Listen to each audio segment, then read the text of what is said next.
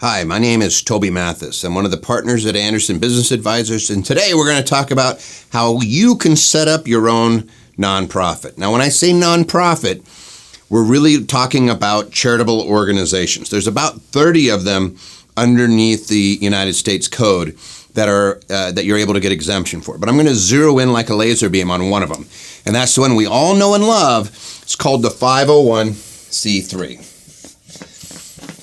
And a 501c3 is set up for charitable, religious, or educational purposes. There's a few other things like amateur sports and things like that, but the big ones are charitable, education, and religious. If you're doing something that's benefiting society, chances are it's going to fit underneath this category.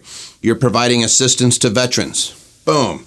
If you're advancing a religion, boom. If you're a school or you're educating or whatever those things are, boom, you're underneath a 501c3. And the reason this is important is because somebody gives you money, they can write it off as a charitable donation. It's the only one where you can do that. So the 501c3 is where we tend to focus. You can set up your own. There's literally over 1.7 million of these in the United States, and they're probably one of the most underutilized entities that exist.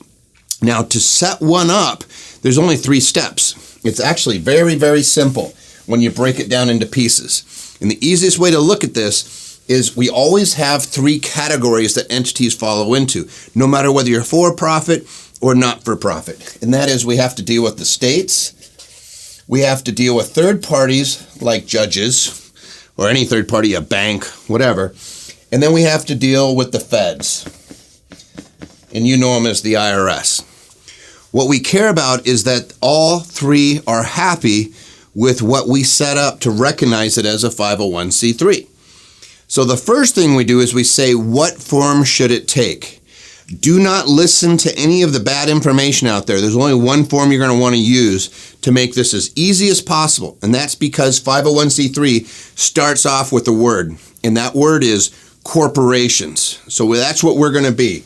We're going to be a nonprofit corporation in whatever state we decide to be in. Now, if you can't pick a state, it's real easy. We look and say, how many directors do you have to have in that state? If it's just you, we may pick a state that's got one.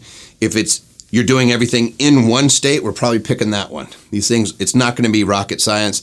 We're probably going to be right in your backyard unless there's a good reason not to be. So we pick the state. Now, the third parties, they want to know that this organization has a body. So you're going to need bylaws, which are the rules by which the company is governed. Now, here's the biggest difference between a for-profit and a not-for-profit. In a for-profit, it is for the profit of an individual or shareholders. The easiest way to look at it is for owners. It is set up to give its profits to owners. In a not-for-profit, there are no owners. You're set up to benefit society. So there's no shareholders in a not-for-profit. That means that we have to have some governing body. And I'm going to tell you the easiest way, and then you're talking to a group that's approved over 3,000 of these, the simplest way so you don't get guff is to have a board of directors. And you're going to have people say, you could be a board of trustees, you could be regents, you could be all this. But if you want to get approved with the least amount of trouble and you want your own 501c3, this is how you do it. Now, the last step is to deal with the feds. Now, we use something called check-the-box regs in this country, which means we tell the IRS what we're going to file. Here's what this entity is. So we have a corporation, and we're going to tell the feds that it is a nonprofit 501c3. We're literally putting that on there. This is a 501c3. What section? It's a 501. It's a nonprofit. It's a 501c3. So now they know, and they're going to issue you a tax identification number. We have one other little piece of this, and that is that we have to apply for the exemption, and that's done on an application called a 1023. This is the one that takes the most time. This is the one where we're applying for exemption. Now, here's the really cool part. This exemption relates back to the date that you set up. So date of formation. Excuse my handwriting. See if you can read that. Whatever date you set the corporation up, it relates back. And that's it. You go through those steps, you will have an operating nonprofit set up for your purpose. Now, the hardest part is figuring out what your purpose is and what you're going to do with it.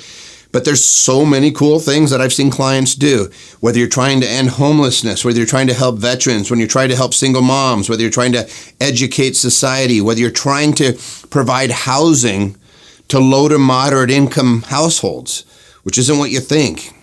There's folks down in the Bay Area that are families making over $100,000 that qualify. You're providing housing for them, even rental properties, or assisting them in any way that qualifies. So there's so many things that we think are not nonprofits that are. And so setting it up, very easy. Last little step, once you have this puppy set up, you get your EIN, you go down to the bank and you say, I want to set up a bank account for my nonprofit. What you'll find is that everybody reduces their fees for the nonprofits. In fact, most of the states, the filing fees might be $10. And then, of course, it's exempt from taxation, so you can grow it. Now, it's really cool once you have one set up because you have your own 501c3. They are not owned by anybody, but you control it, so nobody can take it away from you, and they do not die. So they become a very, very effective tool when you're talking about working with a family, of having people get together and actually have a common purpose. They're just amazing tools because you realistically, unless you overtly decide you're going to exit it, it's going to keep on going on forever and ever and ever and ever. And if you want a case in point, read up on the Hershey nonprofits that set up and ran the Hershey School, the museum, the hospital, everything. Milton Hershey and his wife passed with no children, and they passed in the early 1900s. That charity is worth over $12 billion today with no family. These things are really tough to get rid of once you start going, and they tend to just keep growing and growing and growing. So they're a very, very powerful and effective tool.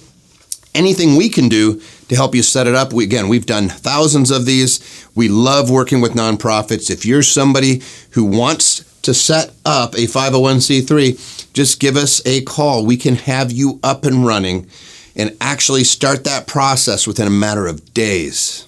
It's not nearly as hard as you think. Thanks for listening.